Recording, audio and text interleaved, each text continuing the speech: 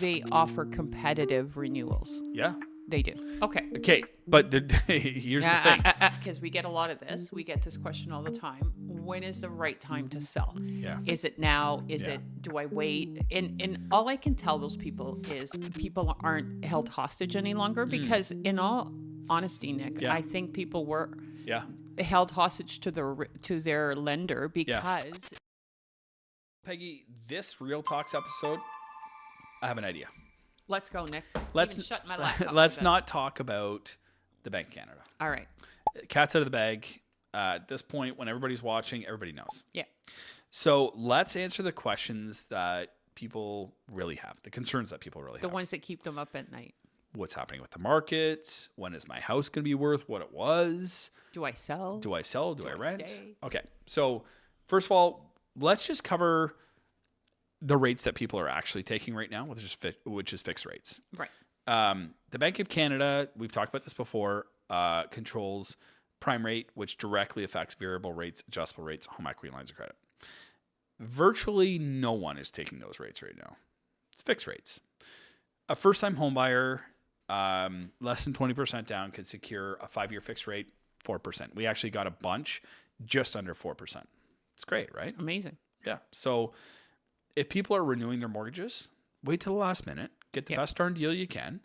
Try and get it somewhere around 4% and seek advice, right? Like outside of, the institution or the bank that you're renewing with, just get advice. I mean, ask around, right? And as of November, nobody's allowed to stress test you if you're up for renewal, as long as you don't add $1 more or extend your term, which is amazing. I think it's amazing for people that have been losing sleep at night, wondering what their rate's going to be. You can finally shop it around. So let's talk about that, because that's super important. And that's something that we didn't plan on talking about. So the stress test, just to recap, it's your rate plus 2%. When it was first implemented, it decreased a buyer's buying power by over 20%. It was like 22%. So if you're shopping for a $500,000 home, nope, $400,000. If you're shopping for a $400,000 home, you're out of the market, basically, right? So on renewal, people are always very, very worried that they're not going to qualify for the renewal. And that's a legitimate fear for a lot of people. 5 years. I mean, children, empty nesting, going back to school, matrimonial issues or whatever, right? Like, it's a long time. A lot can happen in that 5 years, right? So when your mortgage then comes up for renewal, what do you do? So there's a couple options. Number one, 9 out of 10 circumstances, they're just going to offer you rates for renewal, and you choose one. Get advice. We did this last week. One of your staff had a mortgage coming up for renewal, big bank. You called me and you said, Nick, what should we do? And I said, those rates are so good, there's no shopping around. No. Do you need any more money? No. Do you have a lot of time on your hands to shop around? No, I have no time. Well, then renew. Let's get you a great rate. So if someone is facing some sort of life change, they don't need to panic. There's a probably 99% likelihood that the lender is just going to renew your mortgage, which is great. Now, if you want to shop around, now you can do it without having to meet the stress test. Let me ask you this, Nick, because this was news that was going around. I want to take it from you because I don't actually know. Yeah. So I was told that prior to this announcement of not having to be stress tested and being able to shop your mortgage around, what I was told was happening that if you went to renew your mortgage and there was any kind of blip during the time that you had your mortgage, they were then charging you a higher rate. I'd say that blip had to be pretty darn noticeable. Okay. I mean, we've had circumstances where client reaches out to us, we reach out to them, and they say, yeah, we were notified that they're not renewing our mortgage. We're like, lender A always renews mortgages. Right. So we would go to the lender and say, hi, could you please just let us know what's going on here? Because, Peggy would really like to just renew her mortgage. She doesn't have time to shop it around for us to find a new mortgage or whatever. Just tell us what's going on. And they may respond and say, hi, the Smith family has 11 missed payments in the last 60 months. COVID, pandemic, disruptions at work, like whatever that situation was. It got to the point where it was so severe that they marked the file, do not renew. Okay. So that means probably they got to the 10th missed payment, 11th missed payment, and we're like, credit risk. Or they got to the third missed payment, but every time they call about the missed payment, they're getting the runaround or not. No answer and that sort of thing. And somebody internally said, do not renew. Yeah. It's very rare. Now, prior to this change, if you had an insured mortgage, you put less than 20% down, you could shop it around without a stress test. Right. Now it's available to everybody. And I think it's a great change. Yeah. One caveat clause, one important caveat clause. You can't borrow. You can't borrow more. Right. Or for longer. Right. So if you want to, everything has to stay the same. That's a very good point as well. If you had a 30-year amortization, you're down to 25 because 5 years have gone by. You can't ask for 26 years. You can't re-extend it to 30. Right. Yeah, right. Exactly. It has to stay the same, right? So the other thing is you can't ask for more money.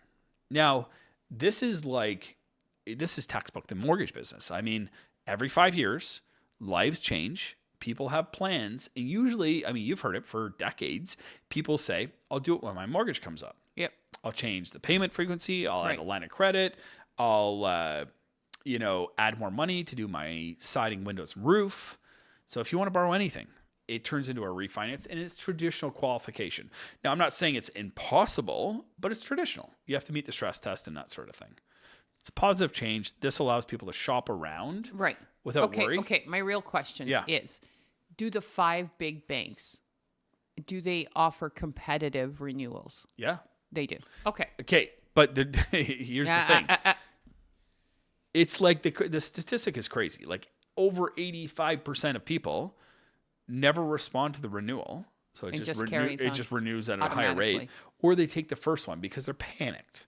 Exactly. So guys, when you get your renewals, yes, look at them, read them. Like, it's easy to be an ostrich and put your head in the sand, especially if your financial situation has changed. But read it. Read what you're signing up for. Yeah. So I'm not saying don't take your bank's renewal. What I'm saying is read it and then ask some questions. Reach out to a mortgage broker, reach out to Nick, and at least have the conversation. Heck, reach out to a real estate agent that you know. They'll connect you with somebody that they know in mortgages. 100%. Happens every day. I get a text. Hey, I got one on the weekend from somebody on your team. It was a picture and there was like 2 beers on the table and a mortgage renewal. This is my buddy's mortgage renewal. What would you do? And I just... here's your advice. Go. Yeah. The advice is free. Yeah. No problem. And that's what I think where people aren't held hostage any longer, because in all honesty, Nick, I think people were held hostage to their lender because if you wanted to go anywhere else, you had to get stress tested. Totally. So I'm all for this change. I think it's finally they're actually looking at helping the people that need the help. Totally. And if people have had like a job change or something like that, they're worried. They're scared. They're course. like, I make less than what I did before, but now I make commission or something like that, know? So they're worried, right? So that's the first change. Do you want to talk about the other changes? Yeah. So don't say so in closing out on this particular topic, I'm not saying don't take that renewal. All I'm saying is accept that renewal. Totally. Don't sign it yet. Yeah. Shop it around. And then if you do have a decent deal, sign the papers. Be done with it. Absolutely. Don't take the first rate. Like, call. Have somebody shop it around for you. Even if it's like that and your institution, call and say, is this the best you can do? Right. They don't necessarily want to know about your whole life story. I have a mortgage coming or due for renewal. I want to see what my options are. Right. More rule changes. Yes. This is an all interesting at once. It's crazy. Like, yeah. You'd think they'd give us stuff to talk about over months, but no, it was all at once. So here's what's really interesting. And this was actually you that made this comment. Actually, somebody very intelligent that works for you that we were talking to. And they said, the Bank of Canada is fighting inflation. Yes, absolutely. Meanwhile, the government comes out with new rules. Inflationary rules. Inflationary, right? Where they're allowing affordability to be broadened. Yep. Making houses more affordable for first-time homebuyers. Yep. Those with less than 20% down. So let's talk about it. Okay. 30-year amortization for first-time homebuyers. Great. Buying new construction or resale homes. Right. Super important. They follow the RSP guidelines. What that means is this could be somebody who's a first-time homebuyer. Or is just re-entering the market. Or. Is that it? Is that the qualification? Yeah, that's the qualification. Yeah. So a single mom? Yes, absolutely. So let's say that person owned a home 5 years ago and got out of the market. It was the pandemic, right? Went and rented, and they now qualify. Is there any rule as to how long you have to be out of the market? Yeah, it follows the RSP guidelines. Okay. So, like, the best thing that I could suggest is, like, there's a test there, right? So Google homebuyers plan and RSPs, for example. It'll take you to the Government of Canada site. Go through there and say, I was last a homeowner on this date. Hit calculate, and it'll tell you you are or you are not. That's cool. It's very cool. And here's the other great news is, in most cases, somebody would be. Like, they know. They've been out of the market for long enough. If it's 2 years, no. If it's 3 years, you're almost there. 4, 5, 6 years, yes, you're absolutely in, sort of thing. Now, you and I agree, we suspect that'll be removed eventually. They're just going to open it up. To everybody. If you have less than 20% down, your mortgage is insured, you can have a 30-year amortization. Why wouldn't they? Right. You know? Because if I've been out of the market for 2.5 years, I disqualify? Exactly. So you know what happens when they do that, Nick? It puts a base underneath the housing prices. Yeah. So at this point, they're not going any lower. Yeah. I'm not saying they're going higher, but they're not going any lower. Yeah. And they probably are going higher. So, the what to expect in 2025 out of all of this is they've made it more affordable for first-time homebuyers. Right. Who are going to buy lower price condos, townhouses, low price detached homes, duplexes, and rates are good. Rates are, 4%. Amazing. 30-year amortization. We ran the numbers last week together. Monthly payment on a townhouse, it's like, just about $3,000, less than $3,000. Right. Rent it for $2,700. For 28. Yeah. Yeah. Buy it for $3,000. It's a no-brainer. I'm buying it. You get into the market. Run those numbers last year at this time. Impossible. I was buying it at $4,000 a month or renting it at $2,600 a month. And that's what happened. That's what created all this I'm a renter gridlock. at that point, right? You are. And that's why a lot of times I get upset with people when they're like, oh, they're just getting people to get in debt for longer. And it's like, a 30-year amortization isn't a noose around your neck. No. It's a bridge to get you to the next renewal time. And at that point, you're probably in better financial position. You're probably able to shrink that mortgage down.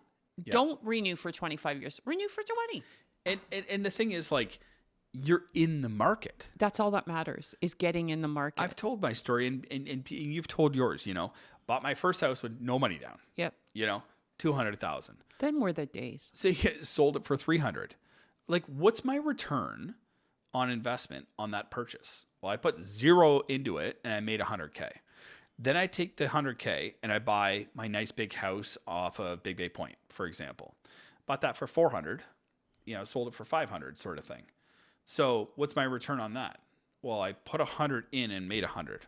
That's 100%. But wait, I put so much less down on there. Like, it just rolls forward. You're in the market. 100%. So it matters. It being totally in the market. matters. So my daughter, who's a perfect example, because a lot of people think, oh, well, her mom gave her the money. That is not what happened. Mm-hmm. My daughter bought a townhouse in Innisfil, and at the time, she was able to put $5,000 down. Yeah. I don't remember what the qualification was back then, but these rules change all the time. It was. We had a 3% down rule. We had a That's no what money it is. down rule. That's like, what we had it is. them all, So, right? so she put $5,000 down, bought a townhouse. Mm-hmm. I forget for what, but then sold that townhouse and bought a beautiful bungalow in Barrie. Sold that bungalow and bought a beautiful sprawling bungalow in Springwater, where she lives with her family in Phelpston. Yeah. And she paid, I don't know, 1.2. Yeah. But she never at any point increased her mortgage. You just roll it forward. You roll it forward, roll it forward. So you sell, you make money, you replace. You have to. And that's the only way to play this game that they've set out is just keep rolling it and rolling it. She would have never made that money. The only exception to that is like the people that, they're still in the market, I should say. Let's say she stayed in the townhouse, right? Like, I hear from these people sometimes. You do too. I do. So she bought the townhouse for, let's say, $200,000. Right. She put little down. Right. 10 years ago, probably more. But let's say 10 years, okay? Yep. So that same townhouse, even though we're in a slightly depressed market, is $600,000. Minimum. Right. Maybe more. Yeah. She bought it for $2,000. It's worth $6,000. It's tripled in value. Yep. But because she started at $200,000, had a little bit of a down payment, she was at, let's just say $190,000, okay? 10 years later, she's at like $140,000. I know. So I talk to those people all the time. Well, what do I do now? I can't afford the increase in payment, If I'm used to my little $140,000 mortgage. And my answer is always this, like, let's talk about the options, but you're in the market. This is not bad. You've just by paying that payment and being in that home, you've earned yourself like $500,000. In comparison, you own rental properties and so do I. And I love my tenants. They're like family, and I know yours are too. And they see it. They see that they've been in the townhouse for 10 years. Paying my mortgage. And they know that when they moved in, it was worth 2, and they know that it's currently worth 6. Exactly. Like, no question. No. So the key is, like, let's get you into the market, Okay. So one more thing. What about the people sitting at home right now and saying, because we get a lot of this, we get this question all the time, when is the right time to sell? Yeah. Is it now? Do I wait? And all I can tell those people is all I can deal with is what I have on the table today. Mm-hmm. So right now, today, we have decent rates. Yeah. We have a decent buyer pool. So if I needed to sell my home, I could. Yeah. So why not wait till the rates are lower, more buyers? Yeah. Because I don't know what's going on by then. Yeah. I don't know what impact, what war is happening, how much oil prices are. I don't know where inflation is. And that's why I caution people. All we have to work with is what's in front of us right now. And that's why nobody can give you the crystal ball answer. Here's what I'll say to that. And I know you're going to agree. And we can close on this because this sums everything up, I think. Okay. Mic drop. Sitting here in October 2024, yep, there are 2 things that we absolutely know. Every day you wait from here into 2025, you will get a lower interest rate. Yes. Every day you wait from here going into 2025, and it'll start soon, you're going to pay more for a home. Yes. We don't know when that's going to start. Nope. Interest rates, it started. Home prices, it hasn't yet started. And again, the only thing that moves the needle on real estate prices is supply and demand. Yep. The lower these rates go, the more buyers come into the system, the less inventory I have. People are saying to me, okay, well, Nick, you said it's supply and demand. There's tons of supply. There is. I'm like, okay, great. We're missing the demand. The rates aren't quite low enough. They're not there yet. And even if they are for a first-time home buyer, they don't know yet. No. They don't know that they can go and buy a really nice house on Tunbridge or Cheltenham or one of these townhouse streets for $2,600, $2,700, $2,800 a month. No. They don't know yet. As of December 15th, they will. Yes. Those 30-year AMs will make that much difference. So as of December 15th, people can shop right now. Yep. You can qualify based on a 25-year amortization. Right. Reapply in December. Or you can just wait and you can submit applications after December 15th for a 30-year amortization. It makes a huge difference. It does make a huge difference. Like it's hundreds of dollars a month. Yeah. And also just, the last point here is now, well, as of December 15th, you can now purchase a home with less than 20% down over $1 million. I don't think this is first-time home buyers. It's hard to say because we see it all the time. And the bad part about this is that people have used it as a bargaining chip. Oh yeah. So we'll get offers on homes that are listed for 1,112 and the people have been sitting on the market and the realtor comes with their buyer client and they say they cannot go 1 penny above whether that's true or not. Yeah. I can't. I have to take it. You can't argue it. I can't because I do know that rule is in place. Those days are coming to an end, my friend. And so who it's going to help is the people who sell for less than they could have gotten 2 or 3 years ago, for example. Right, but again. Yep. The prices of what you can afford will go up, which is totally inflationary, which is what we started this video on. Yeah.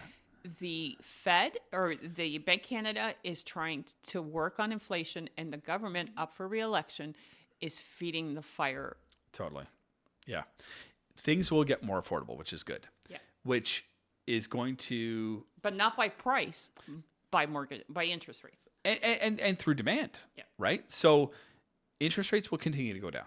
At some point, home prices are going to go up. Yeah, we're just not there yet. That's it. But that's the prediction for 2025. We're not there yet. Rates are going to go down. Home prices are going to go up. And again, we just don't know why. You watch the supply and demand numbers, and they will tell the tale. Absolutely.